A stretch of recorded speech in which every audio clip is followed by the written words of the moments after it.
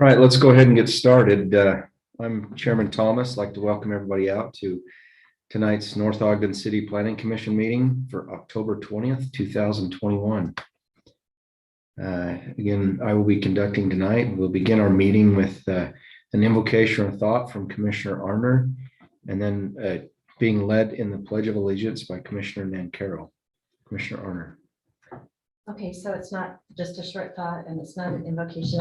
I read a lot of history, so I find a ton of inspiration in short, quips from speeches and different things. So if you don't mind, I'm going to read just a portion of the speech that I found inspiring, because I like to read a lot about courageous people too. So in June 1940, Winston Churchill gave one of his famous perorations.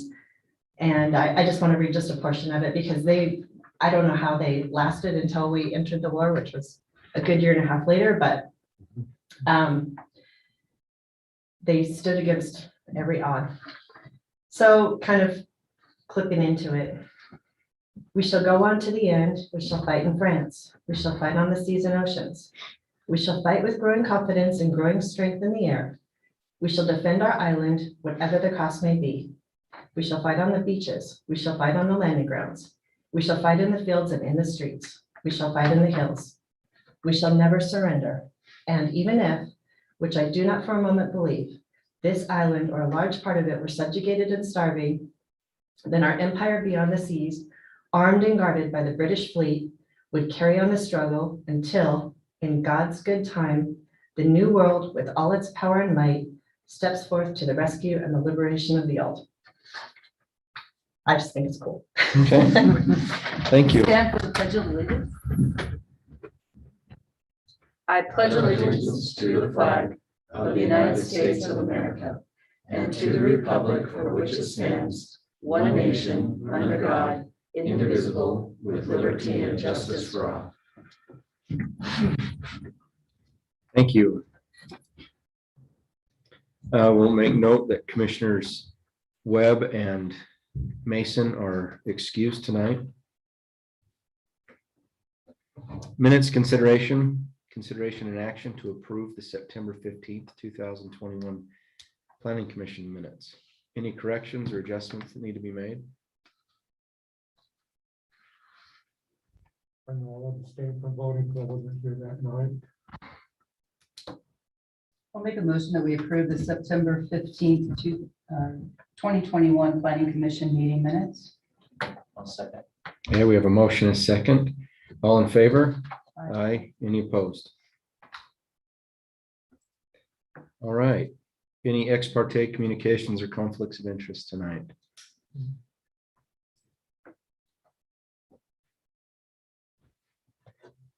Well, and now is the time we'll open our meeting for public comments for items that are not on the agenda. If you're here for an item on the agenda, we'd invite you to speak. You're welcome to speak now or when we have a discussion on that item. So now we'll open up for public comment. Do we have anybody on Zoom tonight, John? We do have one staff and one member of the public. They have not raised their hand yet, though.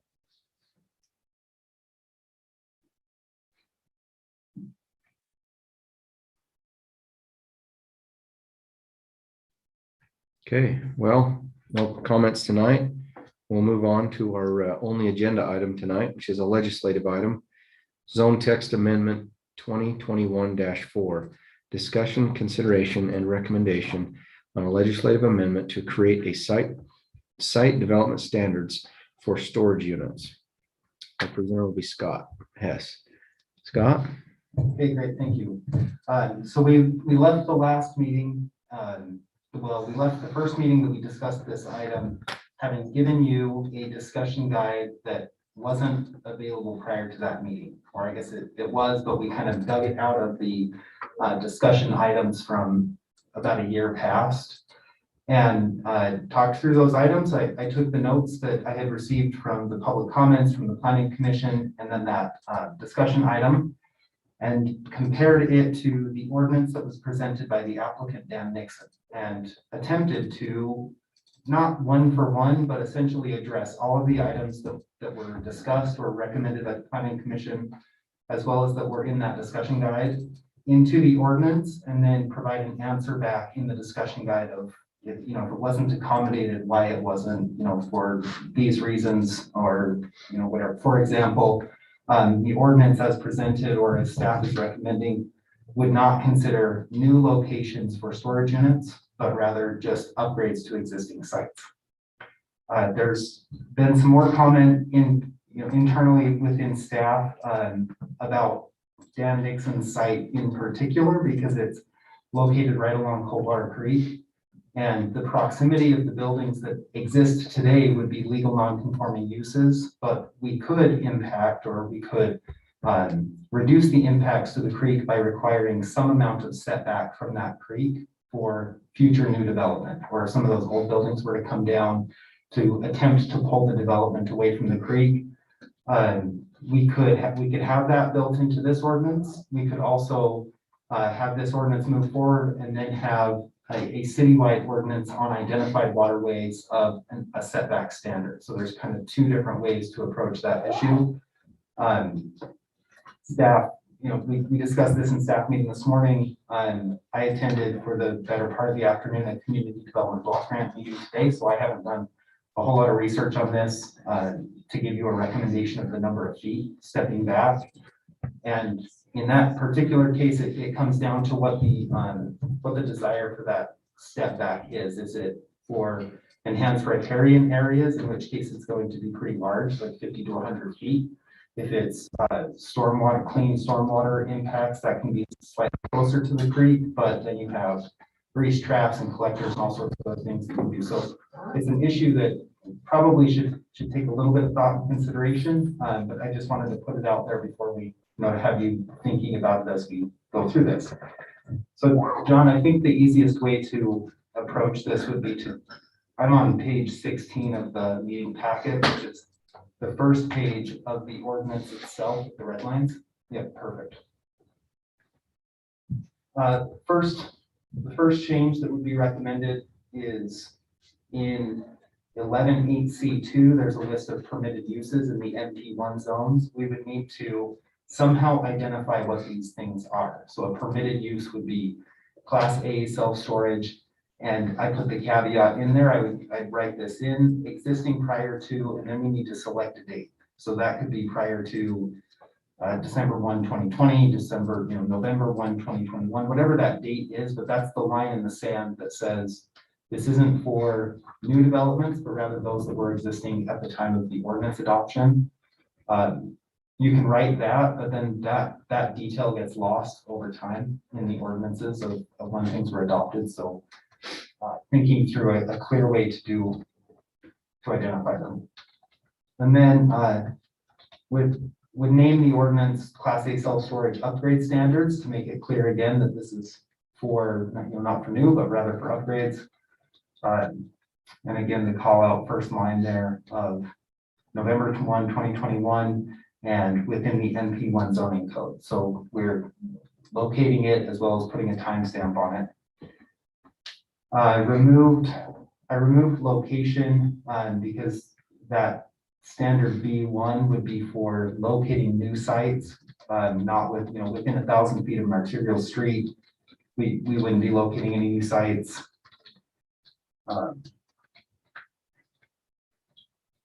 The word manufacturing might not be necessary because of the reinvestment area, basically, or the reinvestment in existing sites. So A1, I went to, this says building height per manufacturing zone. The NP1 zone has a maximum of 35 feet. Next page. So on the colors and materials, I did a hybrid of what this ordinance has, which I think would meet the site plan as was proposed. But the city also has pretty well thought out design standards for our commercial C1 and C2 zones. And that identifies colors, materials, and so I attempted to use that. So this would, in some ways, make sure that this area that's so close to our commercial zone feels cohesive to future development in that commercial zone. We have non-reflective materials called out, and that's something the planning commission has stayed on top of on most new developments. And then can do textured concrete, split faced or hung block, brick, stone, or wood or wood-like materials. Wood-like materials in my mind would be some of the modern hardy board type of materials, the cement board that looks like a wood siding. Then brick, stone, wood, or wood-like materials. High quality retail grade metal panels, smooth or corrugated. These are most often used, and they can be hidden as if they're stucco. Really, you can get textured metal panels that are prefabricated. Usually they have a really high insulation R value. You see these wrapping most of the modern like tunnel car washes, and that's how they, can run those all year long, and they don't freeze up on the insides as they're really high quality insulating properties. So we could discuss whether or not, the metal aspect in our ordinances, white can be used as an accent color only, not a main color of any buildings. And just similar to the commercial standards, planning commission shall review all siding and stucco proposals. Samples must be submitted. So it gives you an opportunity in the planning commission process of the site plan review to review materials and have an understanding of what that looks like.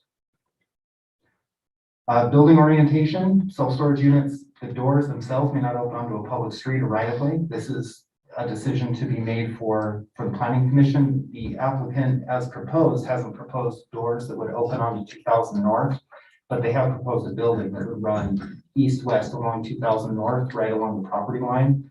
So that's not to say that somebody in the future might not want to punch doors out right there. Our recommendation is that that's probably a less desirable use to have those publicly accessible on the street side.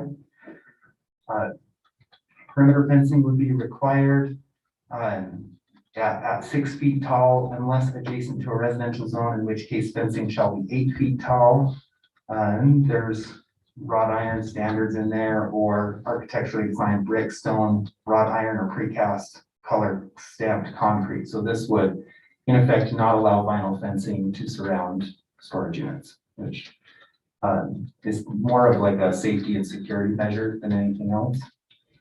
Outside storage was self-limited by the applicant to 10% of the total site. Again, this would be an up to standard, but we couldn't necessarily require them to pare it back to 10%. If you have an existing a legal non-conforming use that has 20% outdoor storage, I guess we could ask our legal counsel what our options are during the site plan process to have them reduce that back. But in no case for any new outdoor storage, it would not be able to exceed 10% of the total site.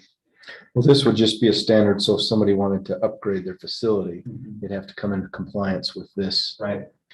10% requirement. Is Yeah, that right, which makes John? me question like box self-storage, that whole new area that they've done behind the 8 foot tall stamped brick or stamped rock wall that's immediately east of the Montgomery Farms subdivision. When we talked about punching the road through Montgomery Farms, it goes through that.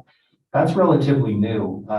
The aerial image on Google, which is probably like a 2017-18 image of that area of Washington, shows the site work being done. So I don't know the exact year that was, but they may already be at over 10% outdoor storage, but it's really well screened, so you don't even think about it. So maybe outdoor storage with the proper screening isn't even an issue. Landscaping is 10% of the gross site. There is a question that the staff has on here. The last line, if the property is adjacent to a creek or stream, that area may be included as part of the minimum requirement. I'm fine. Staff is okay with that as long as it's owned and maintained by the property owner of the storage units. So then it can be included in that. Otherwise, I think you have there's a rationale to be said that you could meet open space standards in a multifamily property that's adjacent to a hollow that's owned by the city or something like that. I mean, that I don't think is the intent, is to have adjacent open spaces be able to be included in the percentages. And one that I would question and want to get right in how that wording is, because if, and I think this is a great idea, but if the idea from the storage unit folks is to potentially help upgrade some of that stream or that creek area and then give it over to the city, they've essentially like given away their open space and are going back down to limited or, you know, some smaller percentage. Alternative landscaping options, again, these are coming over from the commercial code, so this is the next page down. If it meets the proposed, you know, if it, essentially the planning commission would review this, if it better accommodates existing physical conditions, if it provides wind protection, solar access, all these other things. And then the council may authorize the city's participation in the installation of landscaping and landscaping improvements required by this article when it's in the city's best interest. That would be, it's not a development agreement, but it gives an opportunity to have a contract with the city and the developer to say, this is an area that we're very interested in, we want to invest in, and allows the city to participate in the installation of some of that landscaping, which we may or may not desire down there on this section of Washington Boulevard, but it certainly doesn't hurt to have in here. Hours are 10 to 6 a.m. as proposed by the applicant. On-site managers required to be available and on-site during regular business hours. That's one that I put in. The discussion guide had the old style of contemplating a 24-hour somebody lives there style of storage, and I don't know that those are really being built anymore. There's still a handful of those that have like a living unit above them, but not considering that.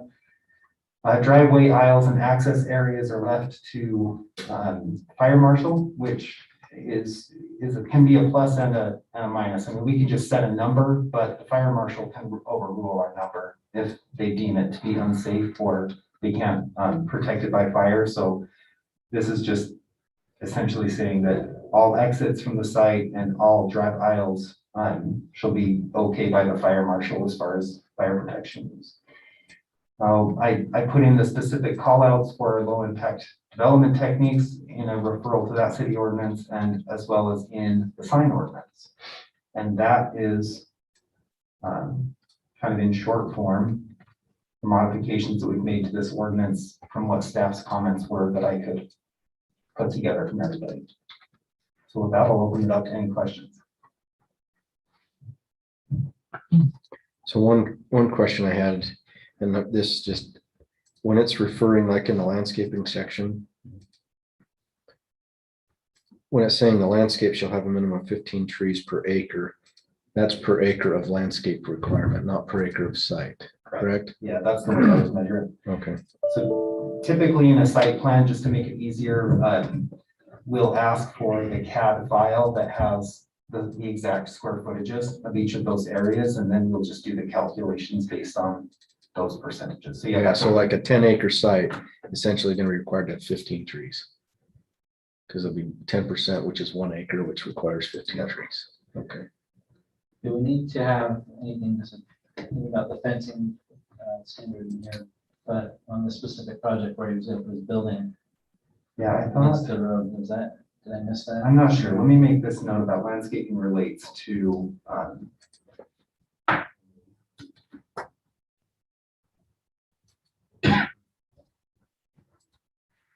I thought that I had written that in, it might be in the discussion guide. Let's see.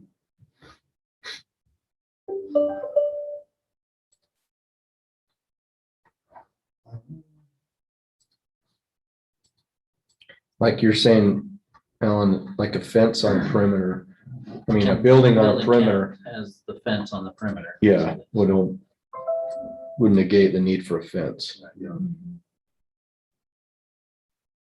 I was okay with that. That's an excellent point. I need to make that call out. And I'm thinking that I said, I might have had a note in the, I do see it in your in site design standards. oh, it's in there, No, it's in there.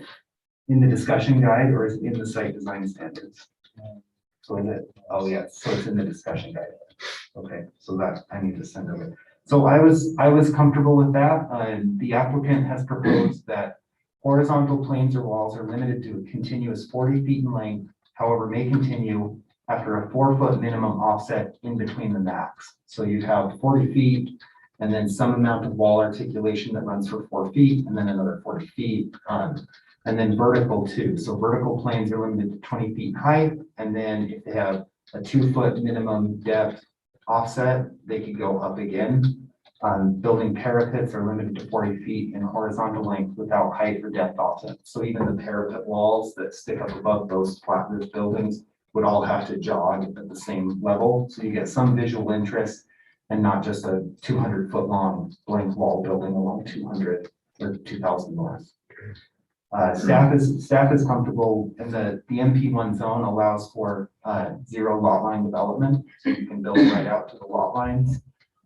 Maybe that's where I left it, is that would, by allowing zero lot line development and no garage doors coming back, we can have it in this, we can add it. I think just something in the perimeter fencing saying if a building is on That operates as a. as a perimeter, Yep. the fence will be negated in that area, or whatever.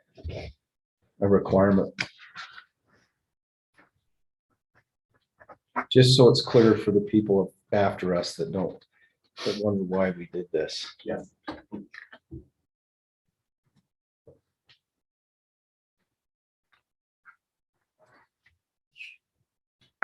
Say it good with words, but it says it better with crayons.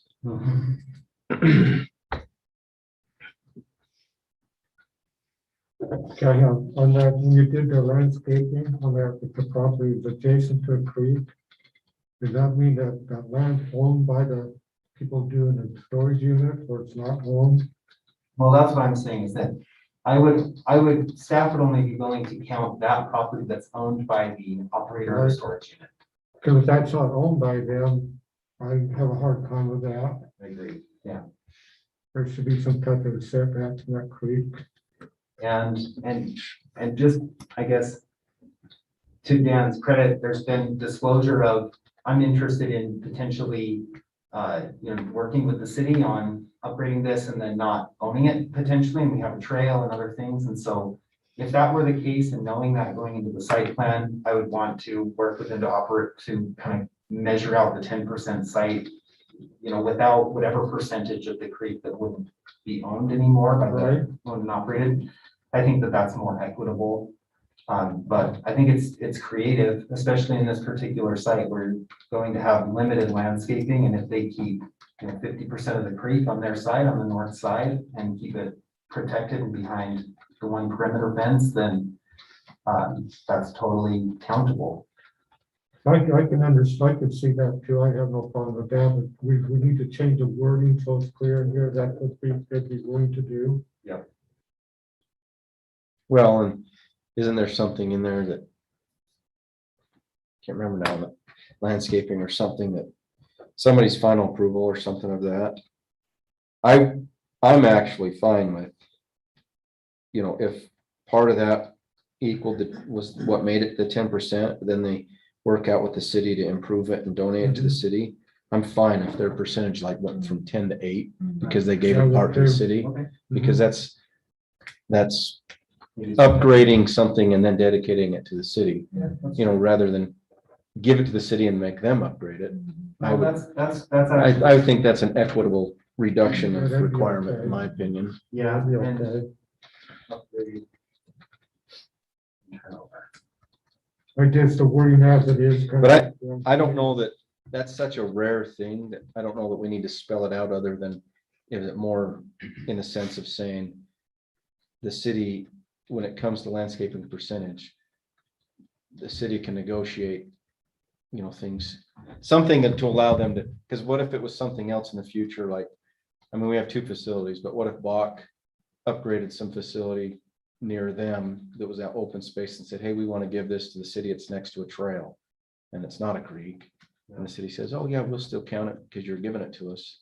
I think spelling something in there to give the city the ability to make an exception on that 10%, rather than say, hey, if you give property, the city will reduce your, I think it's just, No, that's actually right. And thinking about a subdivision now, the subdivision typically gives over those detention basins and or parks to the city. So that's in effect the reduction. the open But space. the open space then still remains in perpetuity in benefit of that project. So Yeah. that's.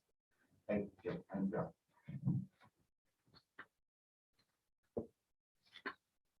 Okay, Just one, this is maybe nitpicking, but 8 Bravo, where it's talking about the on-site managers required to be available and on-site during regular business hours.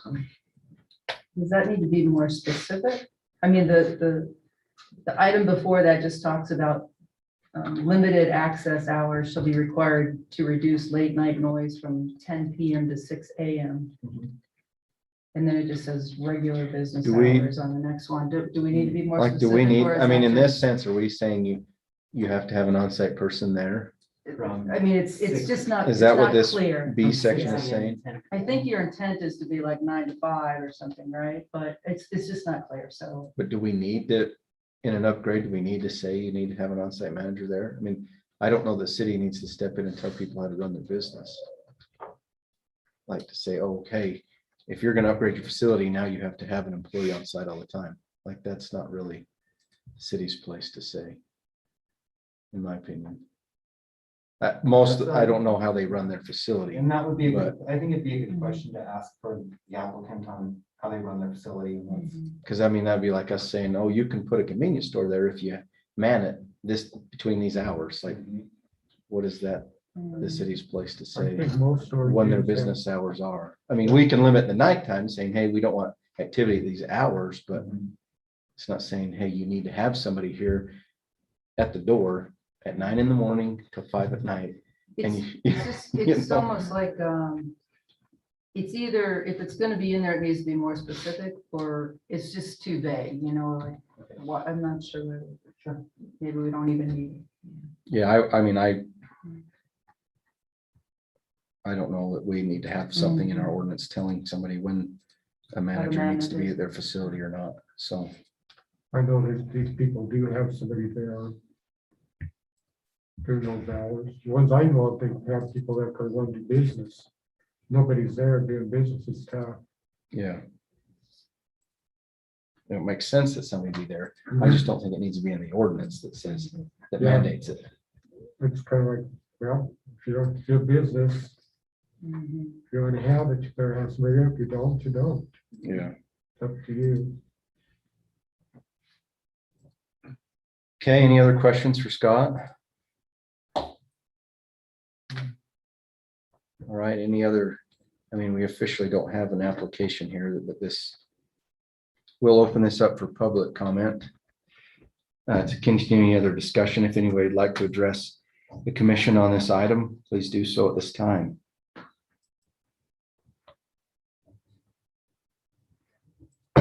Dan, if you want to.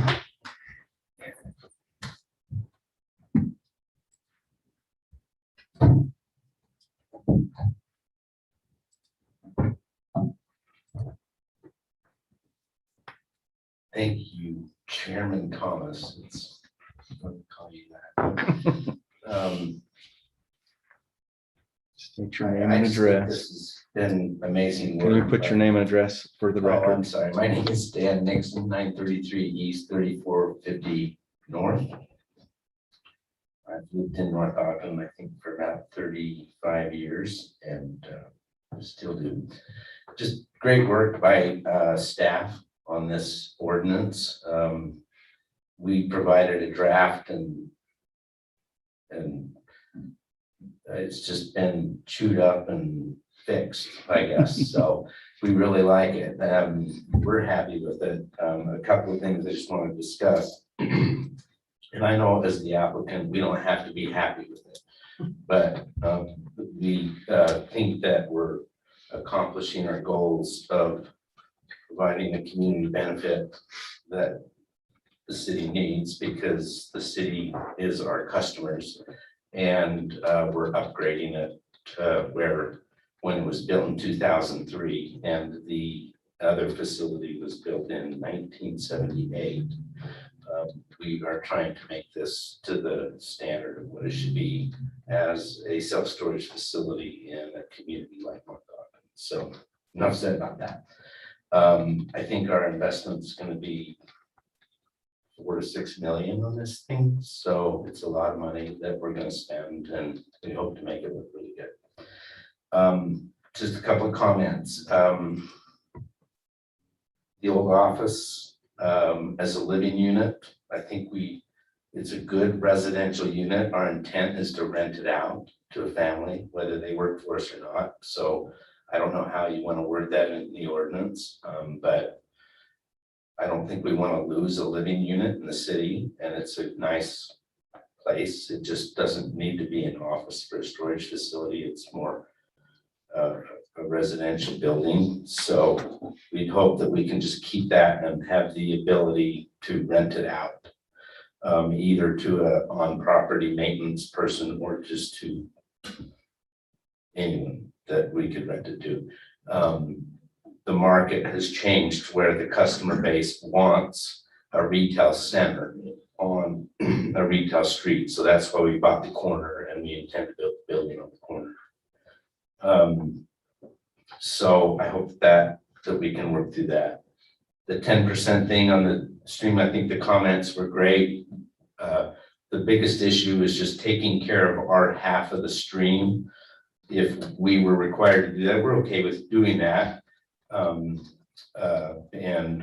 I think that we would like to have the availability of that in our 10% inclusion, and we're willing to take care of our half. But really, it doesn't do any good to take care of our half if we're not taking care of the whole stream. So I hope that we can move forward, and I'm willing to work that into a development agreement where we as an owner of property have requirements, maybe the city as the other owner of the property on the other side has requirements too, that we work together and make something happen. So we're still open to make that. I did send my arborist tree trimmer to trim some trees on the property that I own on both sides of the creek. And I did that just so that the residents can kind of see what he's suggesting we should do. He did cut some trees down on our side, but he's trimmed them up and they look really good. So I'm willing to come up with a program that will take the trimming of those trees all the way down through our boundary line into to where they're cared for and taken care of. But they're really not very good trees. They're trash trees, is what he calls them. They're diseased. There's a lot of deadness in them. So they need a lot of work because nobody's ever worked them. And they just grow because they're next to a creek. That's what happens with creeks, is the trees grow next to them. So I'm all about maintaining that into a great area, and I appreciate the opportunity to let that be part of my 10% requirement. I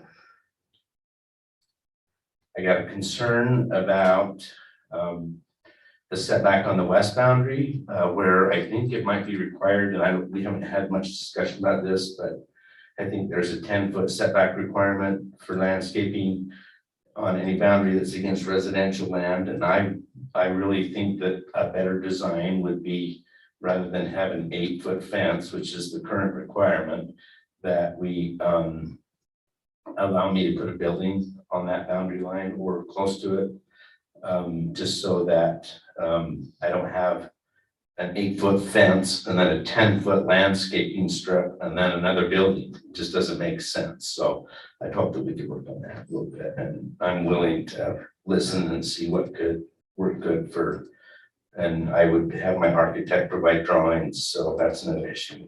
The other thing is, I think we're going to have some detention basin additional requirements as we come through the process of approval. And so we have a detention basin area that we will be probably upgrading through requirement to the city. And I also like the idea, or would like to suggest the idea, that maybe become part of this urban park idea, that we could landscape and make it look nice and hand off to the city.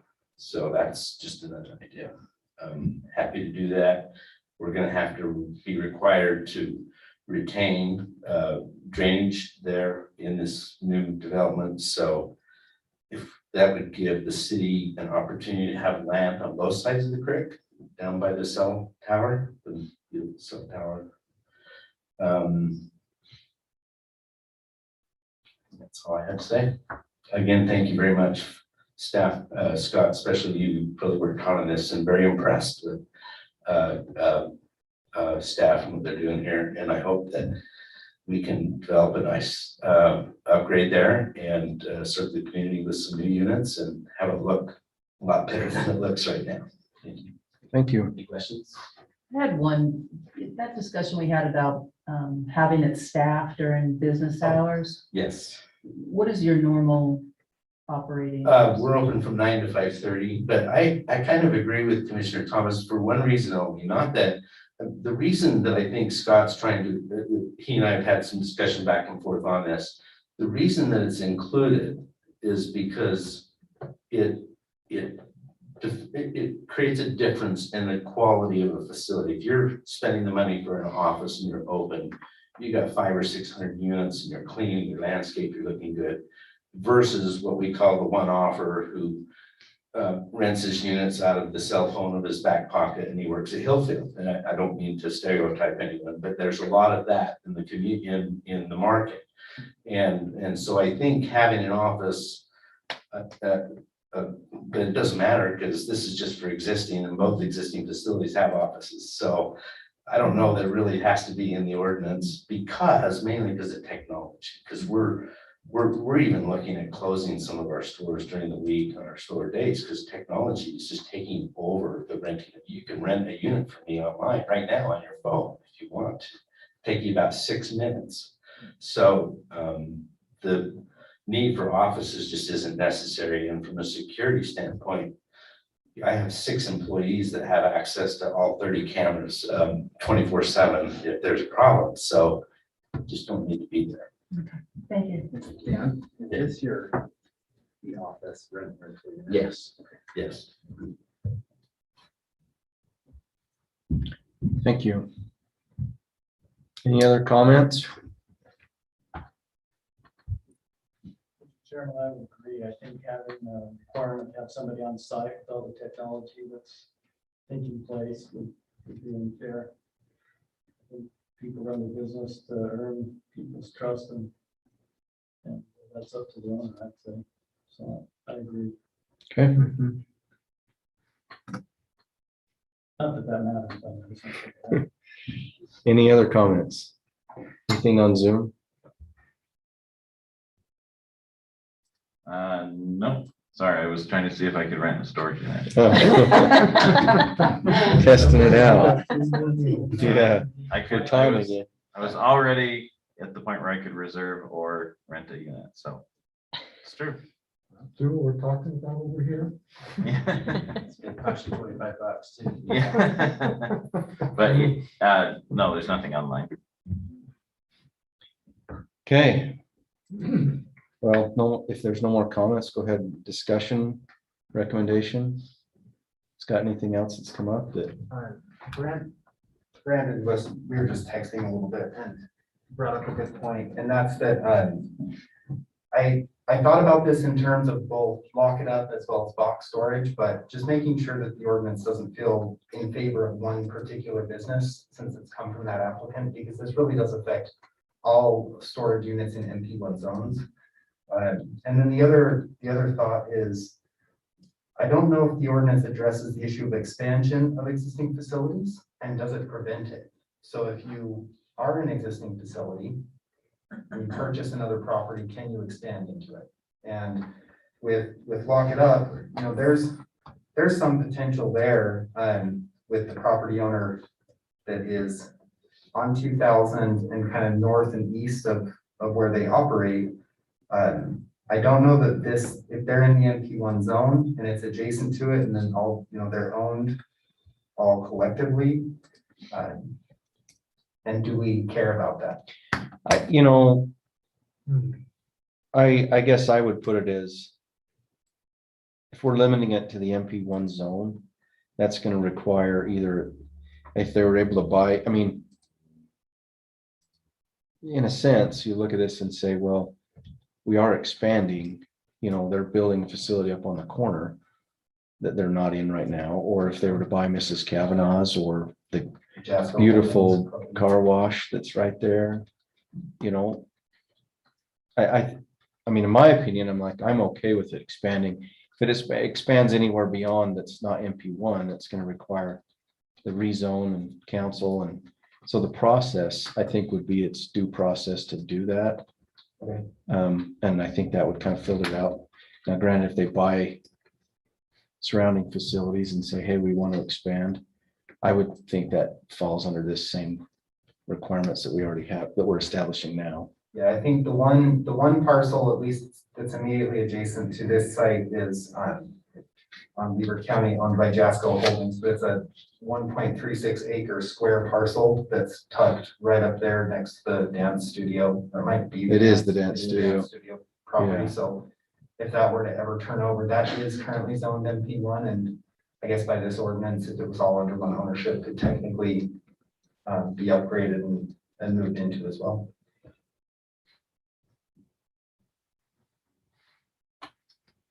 Okay.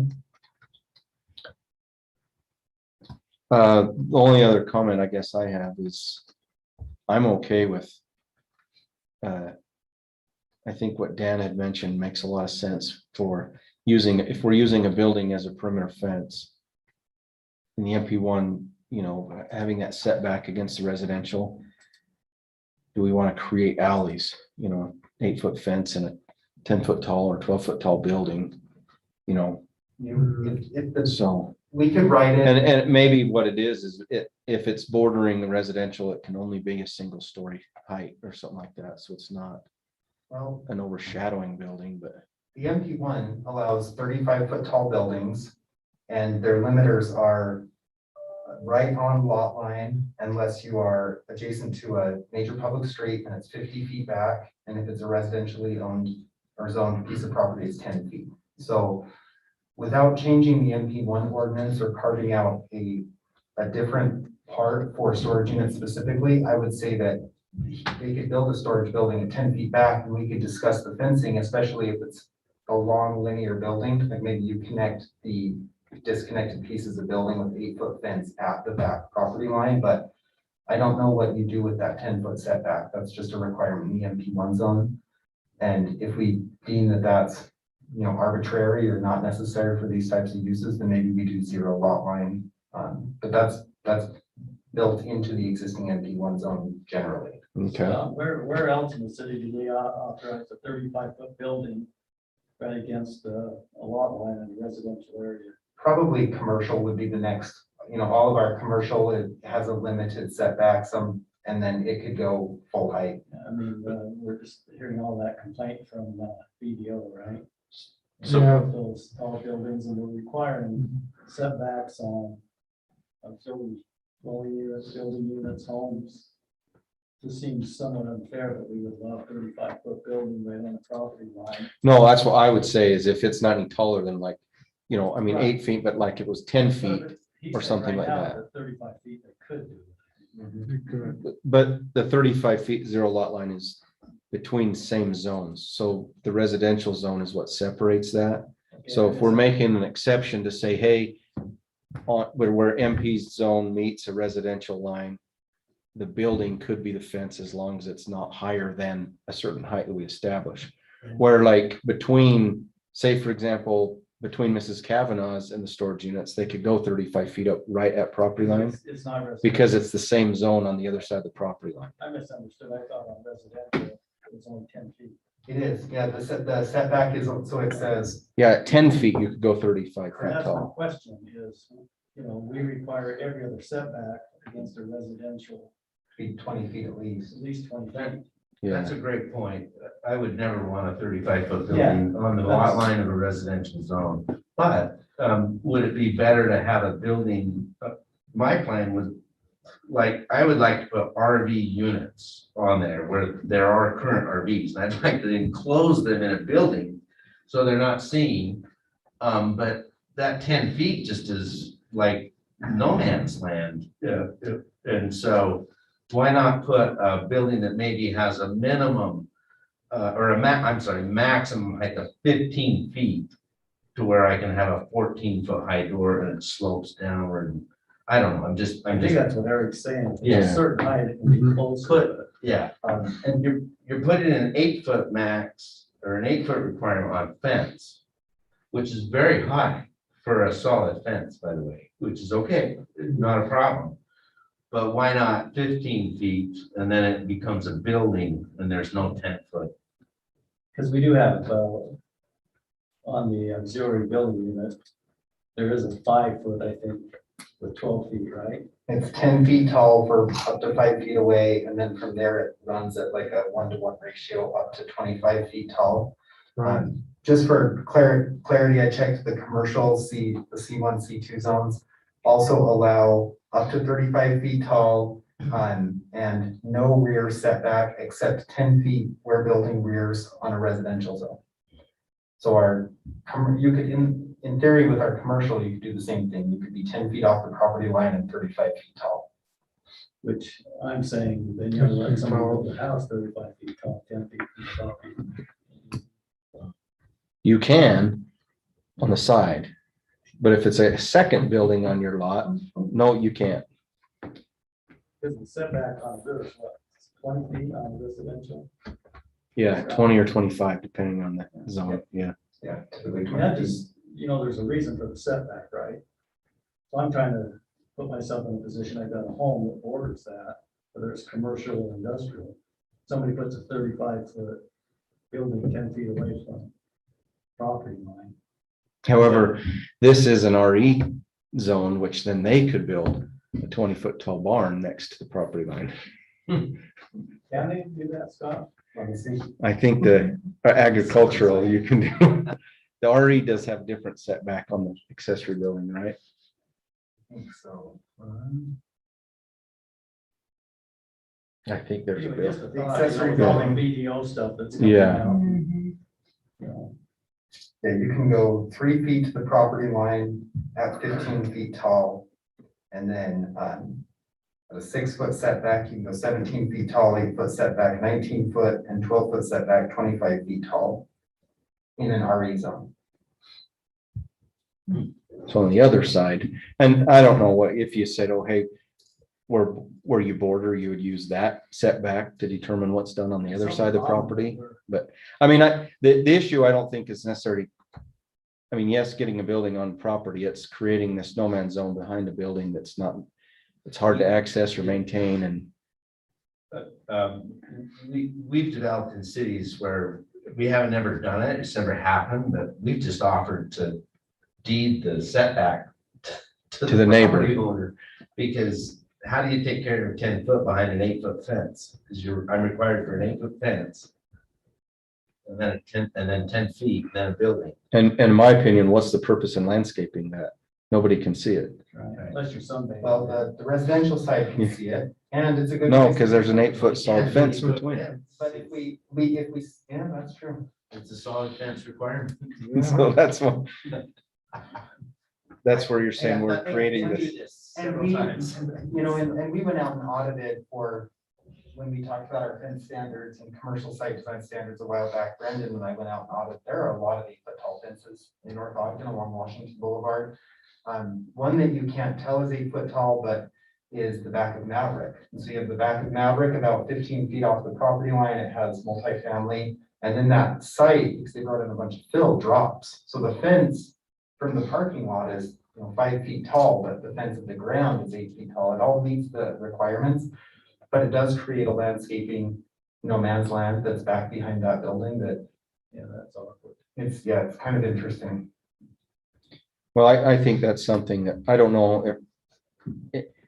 I agree that if that's a requirement of the MP1 zone, then that's where it has to be addressed. But. Again, if it was something to say the matter of maintaining it, it's like, hey, we're gonna dedicate that property then to the neighbor, so. They maintain it, it's to their benefit rather And than, maybe you don't require that to be landscaped, and you can use it for some of the things, whether it's outside storage or. yeah, I mean, so I have a facility, not a self-storage facility, but one of my developments borders another place that had the 10-foot setback requirement to their building with a tall fence. Well, we've given them access to create a second access to their property, and so they're building a new building, tearing down the fence, and they tore down the fence and found a dump truck and a couple other things that were between the building and the fence. They didn't really, they knew stuff was back there, but the weeds and everything had grown up so much, they didn't realize what was, I mean, we're talking things that were 6 and 7 feet tall that were buried in vegetation. They didn't realize we're between the building and this fence, and I can see the point. Yeah. That's- I'm just trying to say. yeah. I'm a resident. I thought that, we have pretty good, but yeah, building. So maybe the answer is it's not required to be landscaped, maybe it can be paved or so it can be used for some kind of yeah. storage or something. But a good company. Okay, I'm just wondering if, I guess what's better, an 8-foot tall fence on property line or a 15-foot building on property line?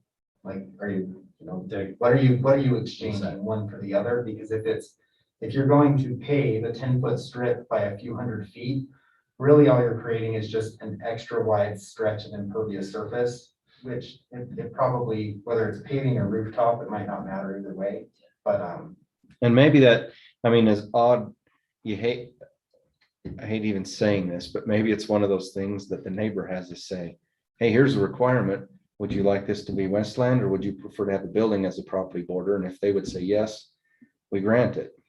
I mean, I think your idea, 15 foot probably wouldn't, you'd have fences at 35 feet. yeah, Most definitely would be. I like the option of a 15-foot requirement or an 8-foot fence. I think that's reasonable, and verticulation requirements, I think should be required, so you don't have this long 15-foot wall. And yeah, and then you'd have a little bit of no man's land in your verticulation requirement, but that would be very minimal. And I think that's the best way to handle that, but I'm happy to work with my architect. I don't know if we're in public hearing or not, but I can have my architect come up with some drawings, and I'd be happy to work with the property owner to get some input from the property owner. yeah. And that, I mean, truly, that point is, that's gonna come down to an MP1 zone change modification, not the self-storage one. So that's something probably to address again in that, and looking at, and maybe do that, get some drawings, talk to the neighbor. And like, if, in my opinion, if neighbor was positive, say, well, yeah, I'd rather have a building there than 10 more feet of somewhat maintained property, or on the other side of an 8-foot fence. So just a question from the applicant. I don't want to interfere with the progress. And I'm willing to phase that last building to where that is determined. Yeah, so later. Yeah, so how this would run is we give a recommendation on this to council, and this passes. That would be a zone text amendment to the zone, manufacturing zone. Yeah. So that would go through a separate process. So right now, as this, the way it stands, you'd have to meet that MP1 zone unless it's changed. So that building you want there, you just want to hold off until you get an answer on that zone text amendment. Thank you. Any other discussion? So now, going back, just based on things you have, so we have a recommendation properly, what did we specifically address that needs adjustment, or you've got those things so you can make those changes? yeah, the notes that I have are that the landscaping relates to those areas called out only of landscaping on the entire site, and that's when measuring percentage of the trees, shrubs, bushes, that sort of thing. Only property owned by the applicant considered 10% as it relates to the creek, but then upgrade and turnover possible. So the city can negotiate the final landscape percentage when upgrading open spaces that are ultimately turned over to the city. If a building is on property line, it may operate as a perimeter fence. The on-site manager available either needs to be specific to hours or removed altogether. And you could provide some guidance there. And then setback along, this is just a note for future, setback along the residential area, 15-foot tall building on property line versus 8-foot fence with a 10-foot setback would require amendment to MP1 zone. And then you had made some comments about the retention basement approved improvements down by the cell tower. I don't know if there's anything in the code that needs to change to that degree. It's arbitrary. It's just out there. Options. So those are the 5 items. Well, really 4 items plus the MP1 zone that I have notes on. Are you guys all okay with just removing 8 Bravo, the requirement for the on-site manager? Yeah. I'm okay with that.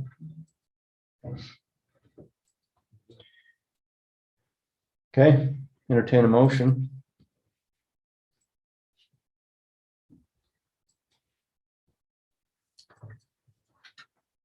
You have to list all the things he had. I think if you refer to the notes that, Okay. as Scott mentioned, then you can add those to the motion. Okay, I'll make a motion that we recommend to this go to the city council. Mhm.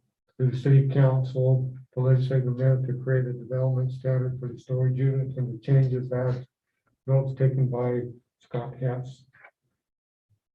Second. Okay, we have a motion and a second. Any other discussion? Do we need to address that rental unit at all? That comes down to a That's sort of another. manufacturing zone Question. issue, not a Yeah, self-storage issue. and it probably, at least at this point, comes down to a determination from the planning director on what that was. And on whether it was a legal living unit that has some sort of legal non-conforming status, or whether it is its own standalone type of use. And So I we, think that- yeah, because we amended the ordinance. How this one was done, I don't know, but the ordinance was amended when that the bird store was put in. Now, I think, is the That's a bird store commercial, commercial or is yeah. that MP? Oh, well, so there you go. I don't know. But we allowed them. I to just put a- remembered we allowed to the put a owner- residence on it. Yeah, we allowed the owner to have a residence on their commercial facility. When, for the bird place. I but- mean, if he rents it to somebody who's doing maintenance on site, then that would be a continuation of a whatever legal non-conforming use. If it goes out on the open market, I think that I'll have to chat with our city attorney. Yeah, I'm not gonna say in this Okay. public meeting that that's just a employee rental unit, but they can figure out, because that's what it was approved for before. Right. Is And it's been So- operating. we don't have code enforcement that checks what the people's paychecks where they work, so. All right. Commissioner Arner, Yes. Commissioner Lunt, Yes. Commissioner Barker, Yes, Commissioner Nancarrow, Yes. and I vote yes. Okay, that will move on to the city council. That is really it for our meeting tonight. Item number 7, remarks from planning commissioners. Anything? I want to just, Who else besides Dan says crick and me? I was like, you threw me How do off. you spell said creek? stream at first. I was like, oh, C-R-I-C-K. it's not gonna say creek or crick. And then you finally said crick. either way, Creeper, So- that's right. It depends if you were raised in Cache Valley Right. or South Weaver County. Dakota. I We're said cricks. Creek, he said Creek. I was raised in North Ogden, so it's a creek. I just wanted to throw out real quick, I'm also serving as the chairman of the Parks and Trails Committee in the city. And we're currently working on a project where we've created a survey. There's an online version, a paper version, to try to figure out what the residents are looking for and want in parks. And so I'd encourage you guys, it's gonna run, it's kind of starting now and it'll go to beginning of December, and we're gonna present the findings to the city council in January when they're working on budget and things. But if you see that survey, or if I send the link out, I'd love it if you guys would take a minute and fill it out. So, Yes, we, You do that. we're happy to. Anything else, commissioners? Scott, anything from you? Yeah, we've got, there's about an hour and a half left of training, planning. commission meetings. So we need to fit that in.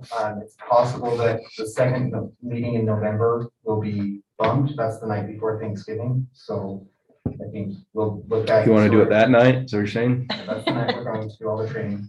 But I did want to throw out. It's online at your own pace. Staff, I completely missed sending out the American Planning Association conference to everybody. That happened a handful of weeks ago. But we do have another, what looks to be a really good training on land use law from the Utah Land Use Institute next week. They are during the day, but Tuesday and Wednesday, they're available and you can do a part day for a few hours, and the city has budget for the planning commission to attend those. So if anybody's interested in spending a little bit of time down in Sandy, it's at the Realtors Association building. I've attended that for years. It's an excellent training and really does focus on land use law, which is extremely relevant to what we do in here in interpretation. So if you want to do that, it's free to you other than your travel down and back, but we'll pay your way to that conference and just let me know. What was the date? It's next Tuesday and Wednesday, so it's the 26th and 7th. And what are the hours? Essentially all day. And you could Like an 8 to 5 thing? basically both days. It's a little shorter on the second. If you go between It's a 11:30 little and shorter on the 12:30, first day. it's lunch. They usually provide snacks and food, and I can show you the agenda afterward if you're interested in taking a look at it. I couldn't go Tuesday, but possibly Wednesday. Okay. The only other, we have General Plan Advisory Committee next week, so if you are a member of that, please come. We're going to take the recommendations from the future land use map from last month and have those ready for consideration of this month in what I hope will be a meeting where we get a recommendation to send this forward to Planning Commission and City Council. So I don't know what'll happen, but that's going to be staff's request. So with the hope that City Council sees that before the end of this year. Okay, That's all I have. thank you. John, anything from you? Just a disclosure. My dad runs the Utah Land Use Institute.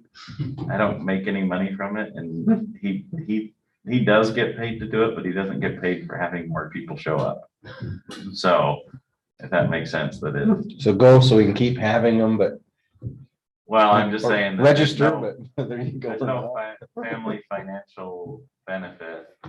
I did used to get paid for by him, but since I go as part of my city job and I get my CLE, I don't get paid to go anymore, so, or to help. I just participate, so. Okay, Resign from one night. Are you From the resigning city or from the From the league? city, we Okay. get paid, they'll all come back. Okay, Mayor, I'll be back. okay. Anything else, John? That's it? No, that's it. With the motion to adjourn. I'll second it. Chairman, before we adjourn, Mayor, can I just update you on one thing? Yes. I'd be curious about. As you're aware, the ordinance to change the auxiliary building units was turned down by the council.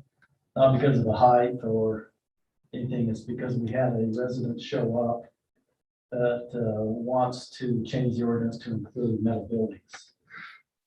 So the council felt that it was only prudent to at least address that issue before the ordinance was passed. That will be on the agenda on the 9th of November. So you'll see it on November 3rd. Okay. On the council. So I think it's. we've addressed metal buildings quite extensively. I know. So, is the council. That's what created this. so as a courtesy, it goes back on for one more spell and then, Well, a recommendation. it's interesting, there are numerous council members that are in favor of allowing metal buildings. So we'll see what happens between now and then, but it will be on, I don't think it's gonna be a problem on 25 feet. Setback will probably change to 20 feet. But just wanted to update you that that shouldn't be an issue. But yeah, we're fully aware that what created the issue was all metal. was the metal buildings. Interesting. Okay. Okay. All right. Motion to adjourn, all in favor? Aye.